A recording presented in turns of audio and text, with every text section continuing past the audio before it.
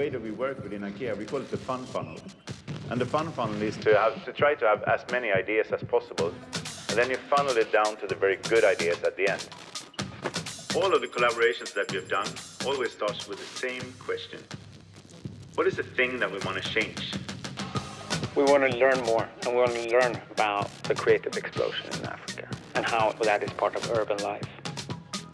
This project started with us actually contacting 10 of the best designers in Africa and seeing if they wanted to collaborate with us at IKEA.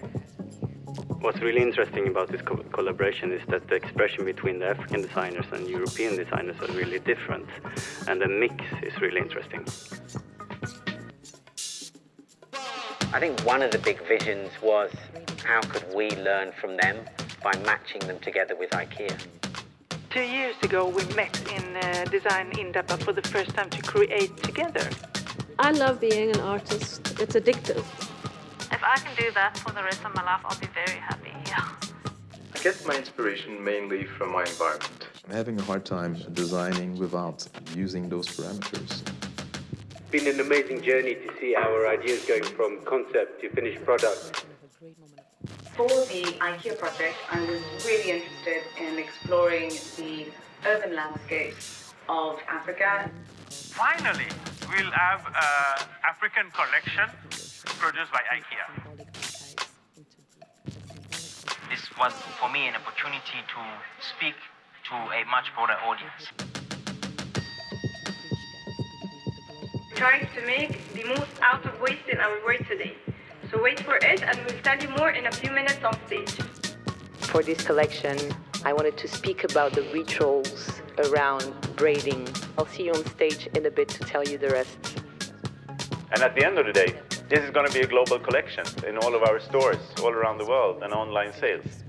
That's also a great way to get the message out about the creative explosion in Africa. We think it just makes sense to come back to where it all started. We have a really eclectic mix of products, ideas, but when you see the collection with the stories and the materials and what we were curious about, I think it comes together really well. It's good to be back in Cape Town. It's an amazing moment. A moment where we get to share our vision of design with the rest of the world.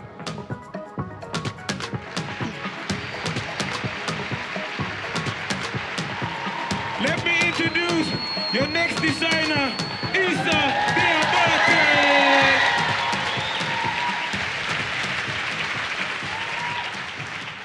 Hello, everybody. My name is Nadia Botti. I'm a practicing architect based in Abidjan, Côte d'Ivoire. And about 2.5 years ago, we were faced with a very big challenge. 10 people coming from 10 different countries, different places in Africa, coming together to design an African collection for IKEA. So how do we go about such a challenge? First thing we did was a workshop. And out of that workshop, for me, came out two very important notions. The first one being that of rituals. And by rituals, I mean the kind of things that we do that are sacred or less sacred on a daily basis. And the second notion for me was the sort of blurry situation we have between internal and external spaces in most parts of the continent. So to address those challenges, I'm going to start with the rituals. I decided to make a chair that sits pretty low, and that sort of low position accommodates a more relaxed and more laid-back position.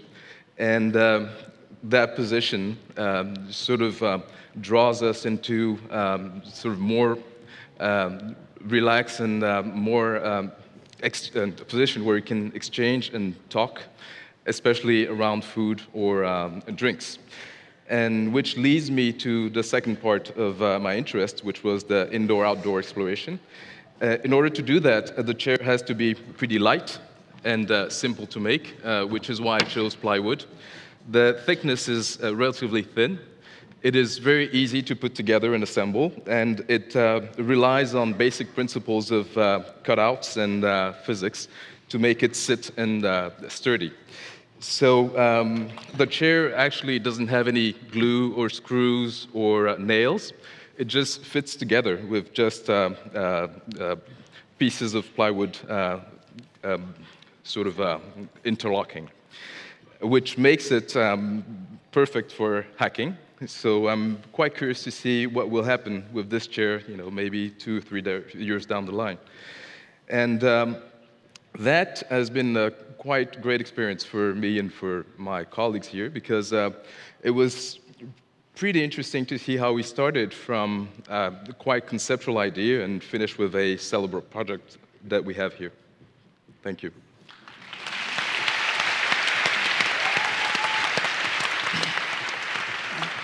I'm Sindiso. I'm Renee.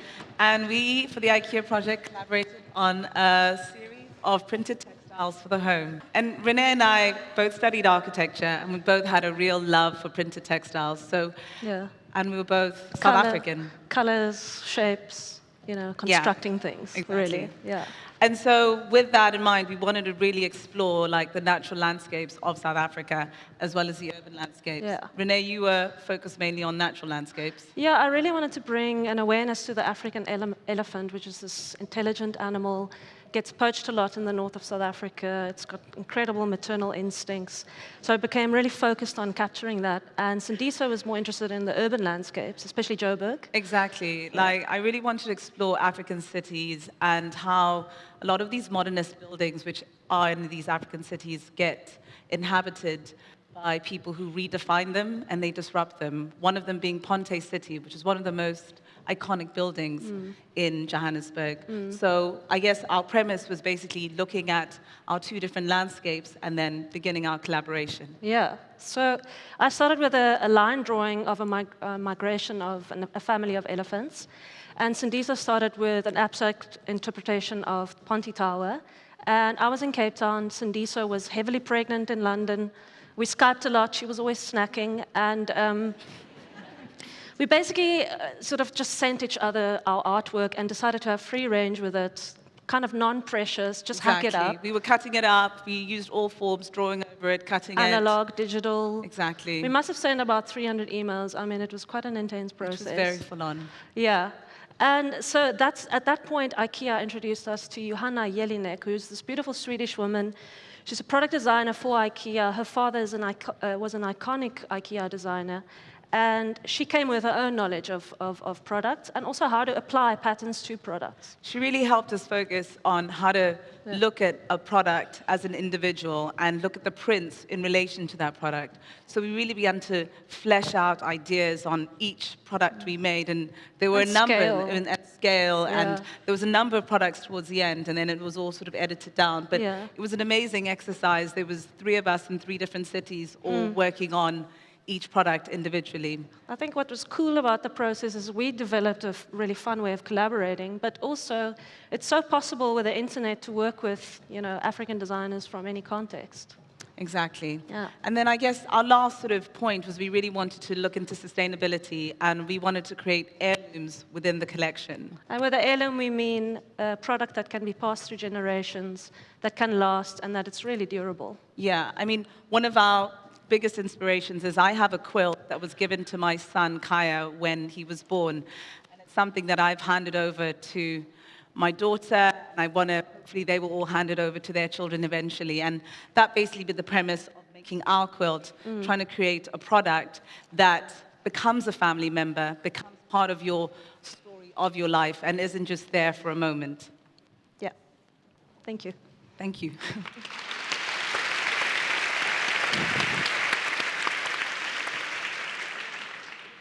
Hello, my name is Célie Rabican. I'm a fashion designer from Dakar, and I have always been in my creative work obsessed with hair, with braiding, etc. So when Design Indaba called for us to be a part of the collaboration with IKEA, the first thing was, how am I going to put hair into this object?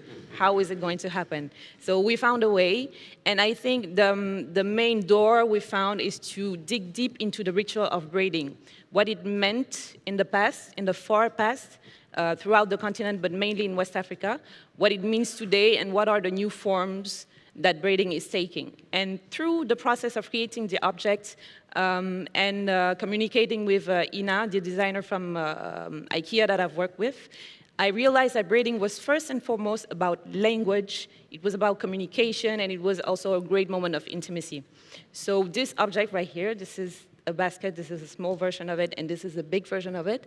But it's, to me, it's a way to connect people. It's also a way to create a small archive referencing the ritual of braiding in West Africa into the homes of the world. So what I hope is that when people see this basket, their curiosity is sparked, that they connect with intemporal trans-African rituals and have the will to dig deeper into the meanings, to dig deeper into those archives, and to use it as tools just to live and to be humans every day. And it was really a beautiful experience with all the designers here.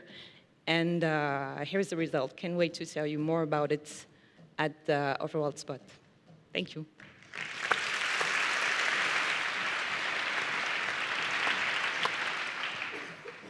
Hello everyone, my name is Mariam Haizem. And I'm Hind Riyad. We are the co-founders of a studio called Reform Studio in Egypt. And actually, have you ever thought how we can produce luxury out of waste? Because in Africa, nothing goes to waste. Because reusing and recycling are an everyday ritual on this continent. Since we were little children, we have been subconsciously raised on the idea of reusing. I remember going to my grandma and running into this purple glossy tin box to grab my favorite chocolate and eat it with a big smile on my face. Until one day, I went to grab my chocolate, I opened the box to find my beloved treats were replaced with threads, buttons, and needles. This behavior of keeping an old jar or a cabinet filled with shopping plastic bags has become part of our daily behavior. So in Reform, we believe in designing for a cause. So when we started this project with IKEA, the first thing that popped in our mind was, what else can we do with this gigantic company? How can we make a positive impact on people's life? And the answer was 37 tons of waste. Throughout our interesting journey with IKEA, seeing potential and beauty in waste, we came across this beautiful silver shiny material that we deal with every single day without even recognizing. It's the silver material that we can find while eating a chips bag or enjoying a chocolate bar and in many other food products. But have we ever paused for a moment and grasped how harmful this material is for the environment? This multi-layered material is made up to 7 layers of plastic sheets laminated with foil, which makes it unconventional to recycle. What's even worse is that millions of tons of waste comes out of this material every year. So we stopped and identified a lingering opportunity.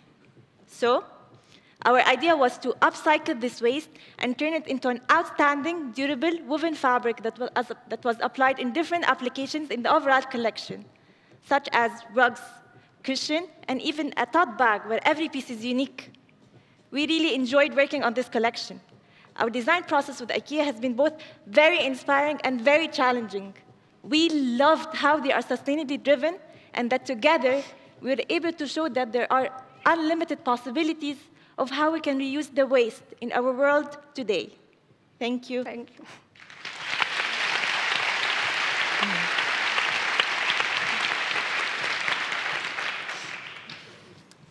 Hi, everyone. I am Bibi Sek from Dakar.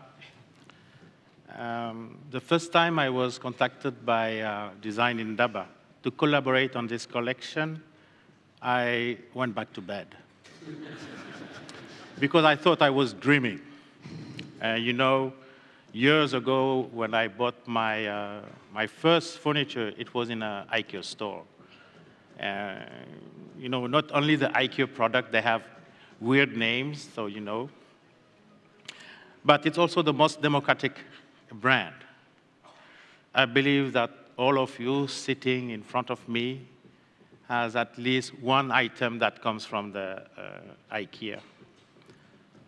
But the perspective here that was interesting for me is when the IKEA is interested in the development of Africa by including its designer to create a collection that will match their values. I am often asked, what is African design? But I still don't know the answer, and maybe it's not the right question. But I can say that the origin of a product depends mainly on the person who will use it. The best example to illustrate my point is the car.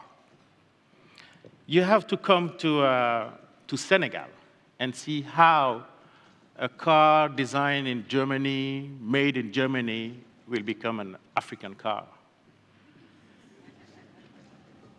Of course, in Africa, we like colors. But who doesn't like colors? Swedish people like colors. We don't own colors. But the way we use them reflect our personality, will say Miriam and Hen, my colleague on the other side, from Reform Studio. Obviously, we should be inspired by our daily lives, our ritual, and even our food to find the right solution that match our life. And at the end, I will add that this experience for me was a very exceptional, very interested. I met a designer from Angola, from Egypt, from Ivory Coast, and from South Africa. And I even met Célie the first time. She's Senegalese like me. The first time in our first meeting in Halm, somewhere in Sweden. And yes, this project really brought us together. Thank you.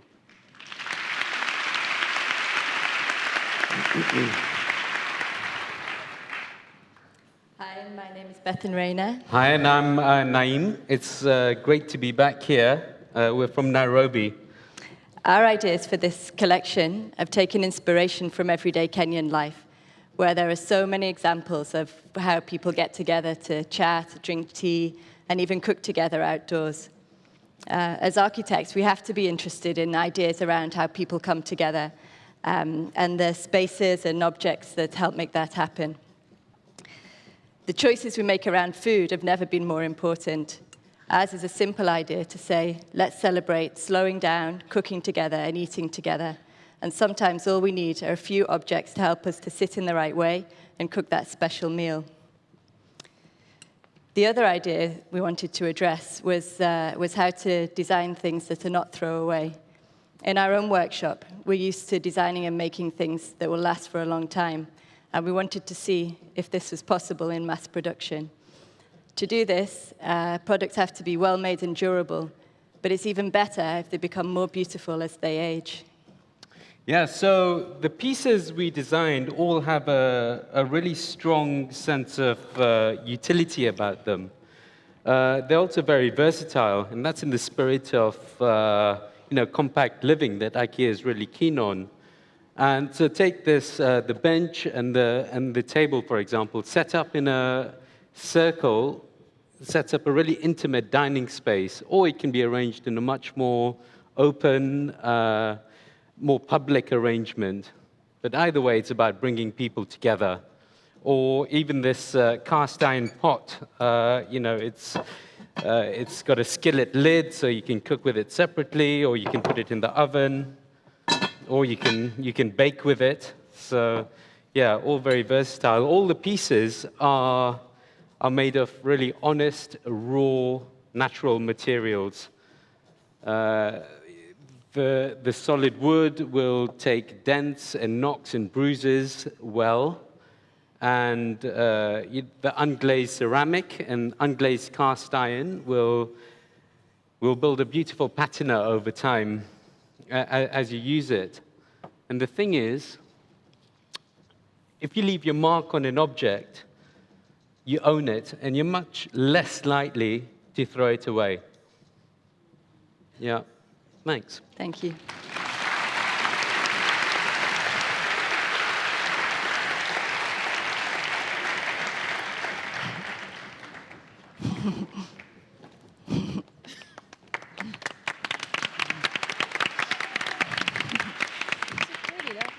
Wow.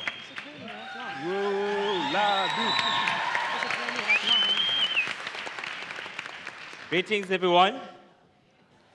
I am Laduma Ngokolo, founder of Maxhosa by Laduma. In the past 7 years, a lot of great things have happened in my career ever since Ravi Naidu gave me a call and said, Laduma, bro, you need to come and speak here. I think your work is incredible. A lot of things have happened that I don't even believe. I never imagined that one day my work would be collected in various museums around the world. Never have I imagined that the likes of Lee Edekward, the late Brahug Masekele, may his soul rest in peace, and the likes of Beyonce, Alicia Keys, and various other influential people around the world, to an ordinary gentleman like Xolisa Keshana would embrace my work. Ravi called me again 3 years ago and said that, Laduma, I need to work with you on something, bro. IKEA has opened their doors. And I never hesitated, because what's the point of having great design if it cannot be accessible to the world? I got overwhelmed and joined the collaboration because I am passionate about design.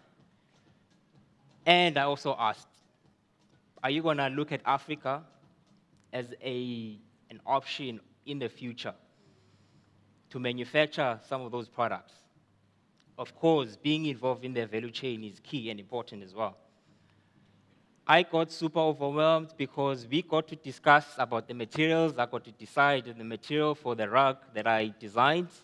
I got to go to the IKEA headquarters in Almaty in Sweden and got to meet all these other incredible designers that are from different parts of the world. Although a lot of people believe that our diversity separates us, I believe that there is a lot of optimism in our homogeneity as human beings around the world.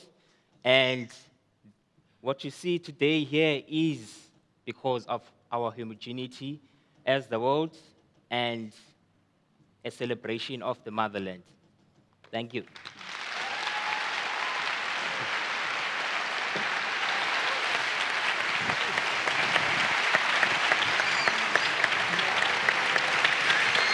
Mm.